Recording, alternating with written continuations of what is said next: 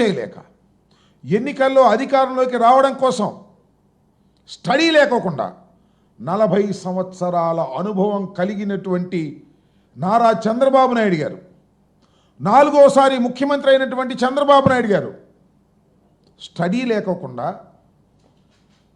ఆలోచన లేకోకుండా, అధికారమే పరమావధి అని భావించి అనేకమైనటువంటి అసత్యాలను, అభూత కల్పనలను, వాగ్దానాలను, అమలు కాని అసాధ్యమైనటువంటి వాగ్దానాలను చంద్రబాబు నాయుడు గారు పుంఖాలుగా చెప్పేశాడు, అధికారంలోకి వచ్చేశాడు. జగన్మోహన్ రెడ్డి గారు నేను మనవి చేస్తున్న ఎన్నికలకు ముందు కూడా ఏ రోజున కూడా తాను చేయలేనటువంటి అంశాలను చేసేటటువంటి ప్రయత్నం చేసేటటువంటి కార్యక్రమమే చేయలేదు. మీరు గుర్తుపెట్టుకోండి. ఆయన ఏది చెప్పినా అది చేయగలుగుతామా లేదా అనే దాని మీద స్టడీ చేసి, సత్య శోధన చేసి, ఇది చేయగలుగుతామని నిర్ణయించుకున్న తర్వాత మాత్రమే దాన్ని చెప్పి అమలు చేసినటువంటి వ్యక్తి జగన్మోహన్ రెడ్డి గారిని మనవి చేస్తున్నా. అందుకనే మేనిఫెస్టోలో ఇచ్చినటువంటి 99% వాగ్దానాలను నెరవేర్చుకొని మేము ఎన్నికల్లోకి వెళ్ళాం. అఫ్కోర్స్ ఓటమి పాలయ్యాం, అది వేరే అంశం. కానీ చంద్రబాబు నాయుడు గారు ఇచ్చిన వాగ్దానాలండి అమలు చేస్తున్నారా? ఎందుకు వాయిదాలు వేస్తున్నారు? ఎందుకు ఎగవేస్తున్నారు? ఎన్నికలకు ముందు ఏం చెప్పారు? మేనిఫెస్టో అన్నారు, షూరిటీ అన్నారు, గ్యారంటీ అన్నారు, సూపర్ 6 అన్నారు. ఇచ్చినటువంటి వాగ్దానం నెరవేర్చకపోతే ఏంటి అని అడిగితే చొక్కా పట్టుకోండి, కాలర్ పట్టుకోండి అని అన్నారే. చూస్తున్నారు కదా మీకు సోషల్ మీడియాలో. మేము అన్నీ స్టడీ చేసాం, కాలర్ పట్టుకోండి మాది అవసరమైతే అన్నారు. ఏం పట్టుకోవాలి వాళ్ళు చెప్పమని అడుగుతున్నా. అది చెప్పిన పెద్ద మనిషిని. వాళ్ళు ఏం పట్టుకోవాలి? 8 మాసాలు అయింది, ఇచ్చిన వాగ్దానాలు నెరవేర్చలేదు, ఆరకొరగా కుంటిగా ఏదో చేస్తున్నామని ప్రచారం చేస్తున్నారు. ఇప్పుడు ఎవరు చొక్కా పట్టుకోవాలి? ఎవరి కాలర్ పట్టుకోవాలి? ఎవరి మెడ పట్టుకోవాలి? చెప్పమని నేను అడుగుతా ఉన్నా. జగన్మోహన్ రెడ్డి గారు వివరంగా, సుదీర్ఘంగా మీరు చేసేటటువంటి తప్పుడు ప్రచారాలని, మీరు బుకాయించే బుకాయింపులని వివరంగా జగన్మోహన్ రెడ్డి గారు నిన్న సుదీర్ఘంగా చెబితే ఒక్కడ సమాధానం చెప్పడు.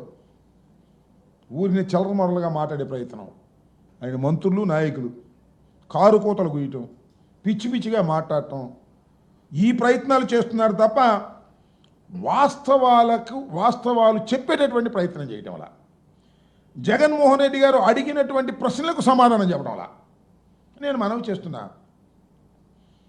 జగన్మోహన్ రెడ్డి గారి ప్రభుత్వం ఓడిపోయిన తర్వాత సుమారుగా జగన్మోహన్ రెడ్డి గారు 10 నుంచి 11 సార్లు మీడియా ముందుకొచ్చి మీడియా ముఖంగా ప్రజలకి తెలియచేసేటటువంటి విషయాలను తెలియచేశారు. ప్రస్తుత ప్రభుత్వాన్ని సూటిగా కొన్ని ప్రశ్నలు కూడా అడిగారు.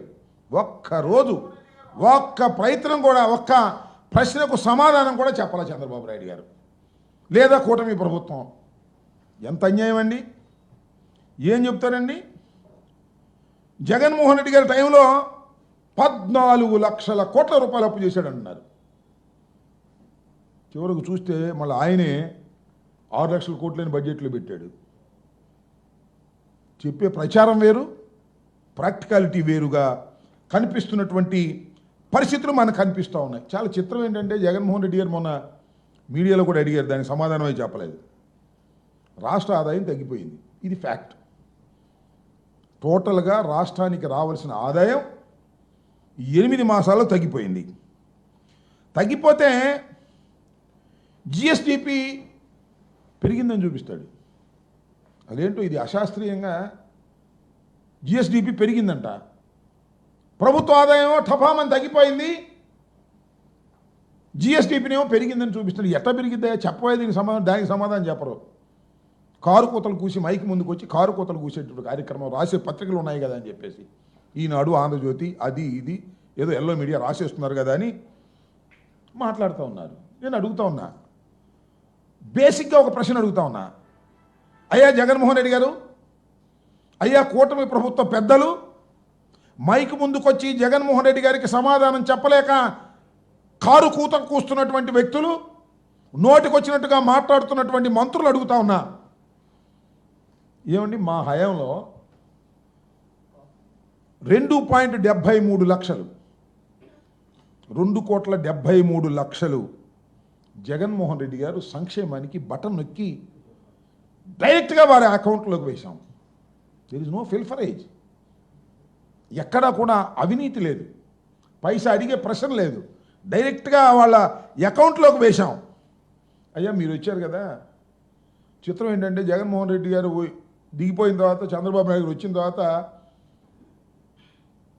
1.45 లక్షలు కోట్లు అప్పు చేశారు. ఎవరు? మన చంద్రబాబు నాయుడు గారు. చేసి ఏం చేసామా? బటన్ నొక్కామా? బటన్ నొక్కి ఇచ్చేటటువంటి ప్రయత్నం చేశామా? ఎన్నికలకు ముందు ఏం చెప్పాడు చూసారా? సంపద సృష్టిస్తా. బటన్ నొక్కడం ఏంటి? ముసలమ్మ నొక్కింది బటన్కి ముందు పెడితే అన్నాడు. నొక్కు, ముసలోడివి కదా నువ్వు కూడా నొక్కు, బటన్ నొక్కలేవు. పోనీ నువ్వు ముసలోడు అయిపోయావు అనుకో, నీ కుమార్ చేత నొక్కించు, అది నొక్కలేవు. అప్పుడు జగన్మోహన్ రెడ్డి గారు 2,75,00,000 రూపాయలు పేద ప్రజలకు బటన్ నొక్కి ఇస్తే దాన్ని అవహేళన చేశావు. ఇవాళ బటన్ నొక్కడానికి నీ దగ్గర దమ్ము లేదు. ఆర్థికంగా రాష్ట్రం దెబ్బతినిపోయి ఈ నొక్కలేపడానికి కారణం ఎందుకో తెలుసా? అంటే జగన్మోహన్ రెడ్డి సర్వనాశనం చేశాడు, వ్యవస్థలను నాశనం చేశాడు. ఇలాంటి కుంటి సాకులు, పనికిమాలిన సాకులు చెప్పేటటువంటి ప్రయత్నం చంద్రబాబు నాయుడు గారు చేస్తున్నారు తప్ప సూటిగా దేనికి సమాధానం చెప్పడే. ఇదిగో జగన్మోహన్ రెడ్డి గారు ఇలా ప్రశ్నించాడు, దీనికి ఇది సమాధానం, ఇదిగో లెక్కలివి. అదేమంటే నేను ఐటీలో దిట్ట, నాకు 73 ఏళ్ళు దాటిన ఐటీలో నేను బాగా దిట్ట, ఇట్లాంటి మాటలన్నీ మాట్లాడేటటువంటి ప్రయత్నం చేస్తున్నారు చంద్రబాబు నాయుడు గారు. మొన్న ఇటీవలే నిన్న జగన్మోహన్ రెడ్డి గారు కూడా చెప్పాడు, నీతి ఆయోగ్ రిపోర్ట్ తీసుకున్నాడండి చంద్రబాబు నాయుడు గారు. ఏం చేయాలి? నీతి ఆయోగ్ రిపోర్ట్ ప్రకారం 2014-19 మధ్య ఎవరు? చంద్రబాబు నాయుడు గారు చేసింది, అలాగే జగన్మోహన్ రెడ్డి గారు చేసినటువంటి దాన్ని రెండింటిని పోల్చి చూడవలసినటువంటి అవసరం ఉంటుంది. వైఎస్ఆర్ కాంగ్రెస్ పార్టీ ప్రభుత్వం హయాంలో ఈ మూలధన వ్యయాన్ని ఎంత చేశారని. 2014-19 మధ్యకాలంలో మూలధన వ్యయంలో సోషల్ సర్వీసెస్ కింద సగటున 2,437 కోట్లు మాత్రమే చంద్రబాబు నాయుడు గారు ఖర్చు పెట్టారు 2014-19లో. మరి వైఎస్ఆర్ కాంగ్రెస్ ప్రభుత్వం అధికారంలోకి వచ్చిన తర్వాత అదే అక్షరాల 5,224 కోట్లు ఖర్చు పెట్టాం. మాది గొప్ప అని చెప్తాడు ఆయన మాది గొప్ప అని చెబితే టీవీలను టకటకటక చూపిస్తాయి, ఆయనకు అనుకూలంగా ఉన్నవాళ్ళు పత్రికల్లో ఫ్రంట్ పేజ్ రాసి పారేస్తారు. ఎంత అన్యాయంగా రాస్తారంటే, లిక్కర్ స్కామ్లో మిథున్ రెడ్డి అంట, మిథున్ రెడ్డిని అరెస్ట్ చేయాలని. అసలు మిథున్ రెడ్డికి ఏం సంబంధం లిక్కర్ స్కామ్లో? మిథున్ రెడ్డి ఏమన్నా ఎక్సైజ్ మినిస్టర్ చేశాడా? వాళ్ళ ఫాదర్ ఏమైనా ఎక్సైజ్ మినిస్టర్ చేశాడా? ఆయన ఏమో వేరే శాఖ, మిథున్ రెడ్డి ఏమో పార్లమెంటు సభ్యుడు.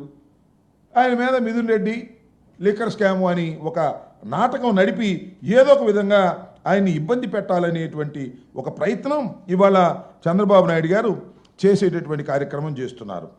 కాబట్టి చంద్రబాబు నాయుడు గారు చెప్పే మాటలు ఉంటాయి, చూస్తాం కదా మనం.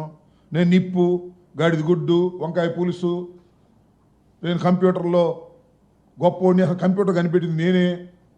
చెప్పు దీనికి లెక్కలు, కంప్యూటర్లో చూసి అన్ని ఆధారాలతో చెప్పు. నేను అడుగుతా ఉన్నా చంద్రబాబు నాయుడు గారి సూటిగా, కూటమి ప్రభుత్వాన్ని అడుగుతా ఉన్నా, జగన్మోహన్ రెడ్డి గారు నిన్న అడిగినటువంటి ప్రశ్నలకు ఆధారాలతో సమాధానం చెప్పగలిగినటువంటి దమ్ము మీకుంటే కమ్ టు ది ప్రెస్. ఊరికి పిచ్చివాగుడు వాడి చేత వీళ్ళ చేత వాగించడం కాదు, లెక్కల ప్రకారం చెప్పేటటువంటి దమ్ము మీకు లేదని కూడా ఈ సందర్భంగా నేను మనవి చేస్తున్నా. ఈ రకంగా చంద్రబాబు నాయుడు గారు ఇలాంటి తప్పుడు ప్రచారాలు చేసేటటువంటి కార్యక్రమం చేస్తున్నారు. అసలు మీకు ఇంకోటి కూడా గుర్తు చేస్తా, ఏమన్నారండి ఉద్యోగస్తులకి 1వ తారీఖున డబ్బులు పడిపోతాయి, జగన్మోహన్ రెడ్డి గారిలా కాదు 3వ తారీఖు పడిపోతాయి అన్నారు. 1 నెల పడ్డాయి, ఇప్పుడు పడుతున్నాయా? మొదటి వారంలో 1వ తారీఖున పడే ప్రశ్న లేదు. ఉద్యోగాలు ఇస్తామన్నారు, ఉన్న ఉద్యోగాలు పీకి పారేశారు. ఏదో పిచ్చి లెక్క పట్టుకుని మనం చెబుతున్నాడు ఎవరైనా, లోకేష్ గారు ఏదో 6 లక్షల కోట్లు ఇన్ని ఉద్యోగాలు. ఊరిన కాగితం మీద చెబితే సరికాదు, ప్రాక్టికల్గా ఉండాలి కదా. నేను మనవి చేస్తున్నా, చంద్రబాబు నాయుడు కొత్తగా ఏమి వెళ్ళా ఎక్కడికి, దావోస్కి. చంద్రబాబు నాయుడు వెళ్ళినప్పుడల్లా ఎంఓఈలు తీసుకొచ్చాడు. ఈసారి ఎంఓఈలు తీసుకురాలా. అదేమంటే వెళ్ళినప్పుడల్లా ఎంఓఈలు వస్తాయా? అసలు వెళ్ళక ముందే వచ్చేసినాయండి ఎంఓఈలు. అబద్ధం చెప్పడానికి కానీ సిగ్గుండాలా, అతికేదట్టు ఉండాలా. ఇంతకుముందు చాలాసార్లు దావోస్ వెళ్ళాడు కదా ఆయన. 14 సంవత్సరాలు ఇంతకుముందు ముఖ్యమంత్రి చేసినప్పుడు వెళ్ళినప్పుడల్లా ఎంఓఈలు తీసుకొచ్చేవాడు. ఈసారి ఎంఓఈస్ లేవు. ఏంటంటే అక్కడికి వెళ్ళి రెడ్ బుక్ మాట్లాడితే ఎవరు చేస్తాడు సంతకాలు చెప్పండి, నాకు అర్థం కాదా. అక్కడికి వెళ్ళి రెడ్ బుక్ గురించి మాట్లాడతాడు, అక్కడికి వెళ్ళి ఉప ముఖ్యమంత్రి గురించి మాట్లాడతారు. ఈ యావ తప్ప రాష్ట్రాన్ని బాగు చేయాలని యావే లేదు. జగన్మోహన్ రెడ్డి గారు మళ్ళీ ఎక్కడ అధికారంలోకి వస్తాడనేటువంటి భయంతో ఆయన మీద తట్టల బురద లాంటిటువంటి కార్యక్రమం చేసేటటువంటి ప్రయత్నం చేస్తున్నారు. ఇది చాలా దుర్మార్గమైనటువంటి విషయం. నేను ఇవాళ కూడా చెప్తూ ఉన్నా, కూటమి ప్రభుత్వానికి, చంద్రబాబు నాయుడు గారికి, వాళ్ళ అబ్బాయికి మీ దగ్గర సిన్సియారిటీ ఉంటే, చిత్తశుద్ధి ఉంటే, ప్రతిపక్ష నాయకుడు మాజీ ముఖ్యమంత్రి జగన్మోహన్ రెడ్డి గారు అడిగినటువంటి ప్రశ్నలకు సూటిగా ఆధారాలతో సమాధానం చెప్పి మీ ఇష్టం వచ్చినట్టు చెత్త మాట్లాడుకోండి, మాకు అభ్యంతరం లేదు. చెత్త తప్ప ఏం మాట్లాడలే మీరు. మిగిలిన చెత్త మాట్లాడితే మీకు తప్పనిసరిగా గుణపాఠం వస్తుంది. మళ్ళీ మిమ్మల్ని చిత్తుగా ప్రజలు ఓడిస్తారు. మీరేదో మేము బ్రహ్మాండమైన స్ట్రైక్ రేటుతో వచ్చాము, జగన్మోహన్ రెడ్డి గారిని 11 సీట్లకు పడగొట్టాము అనేటువంటి ఒక అహంభావంతో ఏమీ చేయకపోయినా ప్రజలు మాకు ఇస్తారు, అమలు చేయకపోయిన హామీలను ప్రజలు మాకు తిరిగి ఇలా కొనసాగిస్తారు అనుకునేటువంటి ఒక అహంభావంతో మీరు ఇవాళ ప్రవర్తన చేస్తున్నారు. ఇది సరైనటువంటి విధానం కాదు. మీరు ఎప్పుడు అసత్యాలను వండి వార్చేటటువంటి కార్యక్రమంలోనే మీరున్నారు. మీ రాజకీయ బ్రతుకంతా కూడా అసత్యాలు, అన్యాయాలు, అక్రమాల మీదే నిర్మించుకున్నారు. అది శాశ్వతం కాదని కూడా ఈ సందర్భంగా నేను మీ ద్వారా వారికి తెలియపరుస్తున్నాను. మరొకసారి చెప్తున్నాను, జగన్మోహన్ రెడ్డి గారి మీద ఊరికినే మైకు దొరికింది కదా అని ప్రెస్ మీట్లు పెట్టి ఇష్టం వచ్చినట్టుగా మాట్లాడటం కాదు. సూటిగా సమాధానం చెప్పే దమ్ముందో లేదో తెలుసుకోండి. జగన్మోహన్ రెడ్డి గారు నిన్న సుదీర్ఘంగా అనేక విషయాల మీద చక్కగా వివరణ ఇచ్చారు, కొన్ని ప్రశ్నలు అడిగారు. ఆ ప్రశ్నలకు దమ్ముంటే సమాధానం చెప్పండి, లేకపోతే మీ పని మీరు చూసుకోండి తప్ప ఏదో చెత్తవాగుడు వాగే కార్యక్రమం దయచేసి ఆ మంత్రివర్గ సభ్యులకి, కారు కూతలు కూస్తున్నటువంటి వ్యక్తులకి కూడా మీ ద్వారా వారికి చెప్పదలుచుకున్నాను.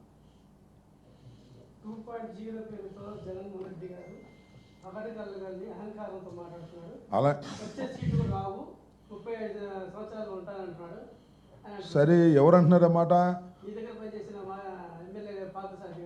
అంటే మా దగ్గర పనిచేసిన పార్థసారథి గారు అక్కడికి వెళ్ళి మాట్లాడి ఎక్కువ మార్కులు కాజేయాలని చూస్తున్నాడేమో.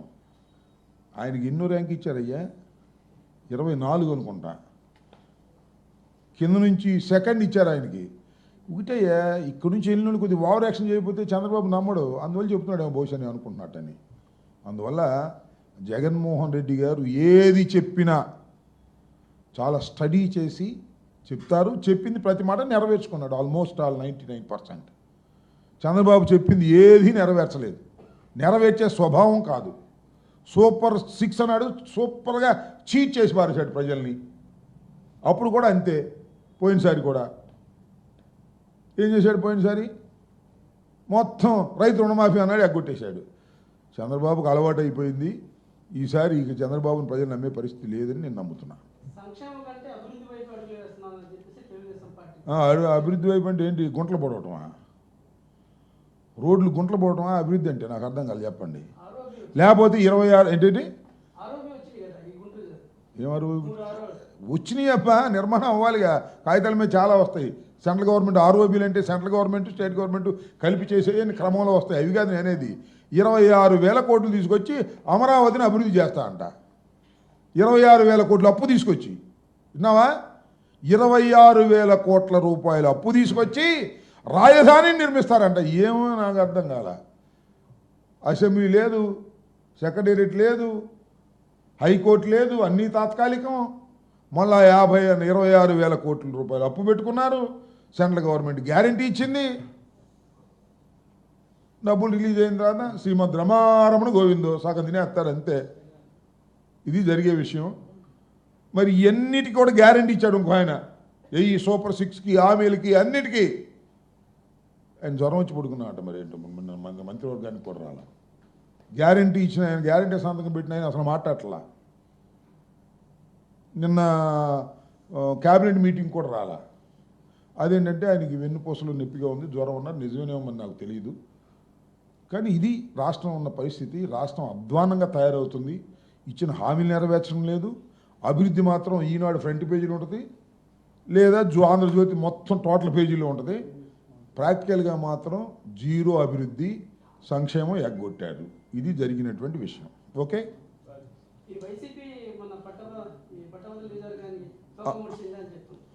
తోక ముడవటం ఏంటి? అసలు తోక ఎత్తితే కదా మేము ముడవడానికి. తోక ఎత్తలా. తోక ముడిచేది ఎప్పుడంటే నామినేషన్స్ విత్డ్రా చేసుకుంటే. మేము ముందే ప్రకటించాం కదా, 2 నెలల క్రితమే ప్రకటించాం మేము we're not going to contest అని. ఓడిపోతామనో గెలుస్తామనో మా స్ట్రాటజీలు మాకున్నాయి. ఎమ్మెల్సీలు పోటీ చేయకూడదు నిర్ణయించుకున్నాం. అది మా హక్కు. That's all. మేము తోక ముడిసామో తోక లేపామో? ఎవరు చెప్పారు తోక ముడిసామని? ఏమండి, ఎవరు చెప్పింది? ఎవరు? చంద్రబాబా, పవన్ కళ్యాణా, లోకేషా? ఏంది? ఎవరు చెప్పారు? ఏ పార్టీ క్యాండిడేట్? ఎవరైనా? ఆయన తోక బాగా ఎత్తాడా? చూద్దాంగా. ఎత్తాడు, దింపుతాడు రేపు పోటీల్లో. ఊరిని యునానిమస్ ఏం కాలేదుగా.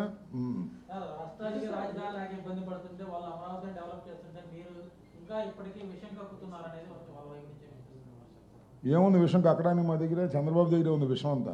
బటన్ నొక్కరా బాబు అంటే నేను విషయం కక్కుతా అంటున్నాడు. మా దగ్గరే ఉంది కక్కడానికి విషయం.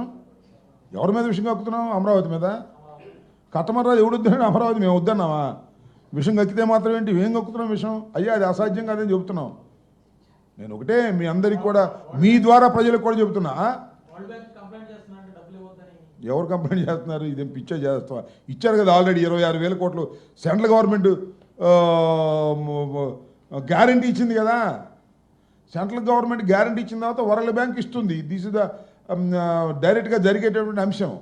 విషం కక్కవలసిన అవసరమే మాకు లేదు. అమరావతిని నిర్మించటం అనే దానిలో మాకు ఏ విధమైనటువంటి రెండో అభిప్రాయం లేదు.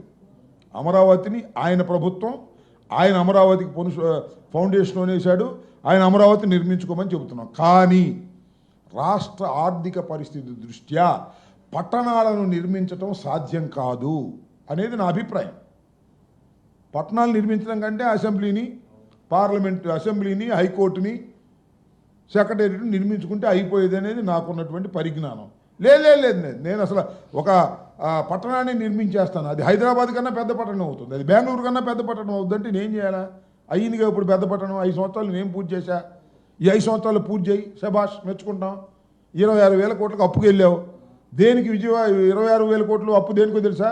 ఓన్లీ ట్రంక్ ఇన్ఫ్రాస్ట్రక్చర్, రోడ్లు వరకే, నిర్మాణం కాదు, మొత్తం కాదు. అప్పుడు ఏదో నవ సిటీలు అన్నారు కదా, అవేం కాదు. ఓన్లీ ట్రంక్ ఇన్ఫ్రాస్ట్రక్చర్ మాత్రమే. అంటే రోడ్లు మాత్రమే వేయటానికి 26,000 కోట్ల రూపాయలు అప్పు తీసుకొస్తున్నారు. దానిలో 10,000 కోట్లు శ్రీమద్ రమారమణ గోవిందో. పోయినసారి 2,500 కోట్లు ఖర్చు పెట్టారు రాజధానికి, తెలుసు కదా మీకు.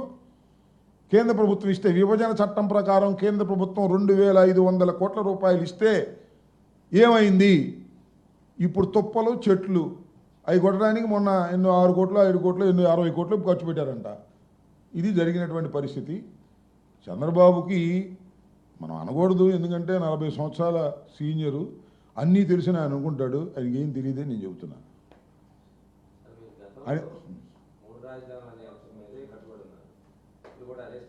మూడు రాజధానుల మీద కట్టుబడి ఉన్నామా లేవా అనే విషయాన్ని మేము చర్చించుకుని మళ్ళా మీకు సరైన సమయంలో చెప్పగలం.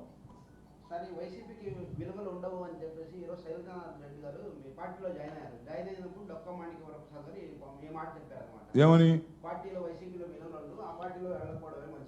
అని ఇంతవరకు ఆయన అన్నమాట కోట్ చేశాడా? తప్పుకోయా.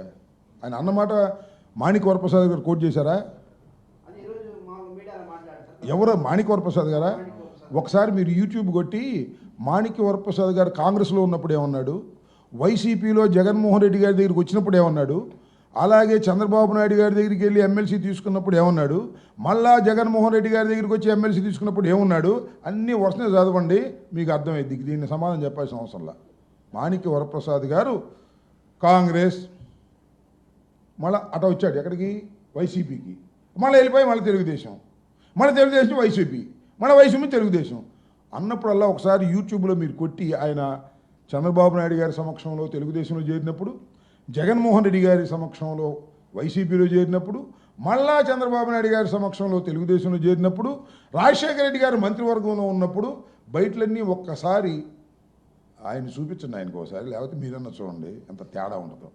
ఆయన ఇంకొకరిని శైలజానాథ్ని విమర్శించే అంత శక్తి ఆయనకి ఉందంటే, పెద్దవాడే శైలజానాథ్ కన్నా పెద్దవాడు సీనియరే కావచ్చు, కానీ శైలజానాథ్ కొద్దిగా క్యారెక్టర్ కలిగినటువంటి వ్యక్తి.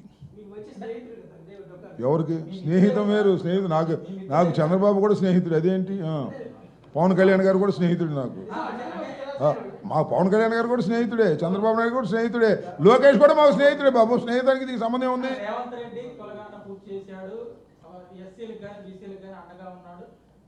వర్గీకరణకు సపోర్ట్ గా ఉన్న చంద్రబాబు దళితులకి అండగా ఉన్నారు, కానీ దళిత ద్రోహి జగన్ అనేది ప్రతిరోజు చెప్పే మాట. అంతకుముందు ఒకసారి జగన్మోహన్ రెడ్డి గారి దగ్గర ఉన్నప్పుడు కొట్టి చూడు, దళిత బాంధవుడు జగన్మోహన్ రెడ్డి గారు అంటాడు, ఇప్పుడేమో దళిత ద్రోహి జగన్ గారు అంటాడు. 4-5 నెలలకు మళ్ళీ చంద్రబాబును కూడా దళిత ద్రోహి అంటాడేమో చూద్దాం. నేను పిలవసలేదు, ఎక్కడేం జరిగితే చెప్పలేవు రాజకీయాల్లో. ఇంకొక 6 నెలల్లో సంవత్సరం అయిన తర్వాత చంద్రబాబు అంత దళిత ద్రోహి ఎవ్వడూ లేడు అన్నా కూడా మీరేమీ ఆశ్చర్యపడాల్సిన అవసరం లేదు. నేను చెప్పింది కొద్దిగా నోట్ చేసుకోండి ప్లీజ్. ఇంకా రైట్, థ్యాంక్ యూ.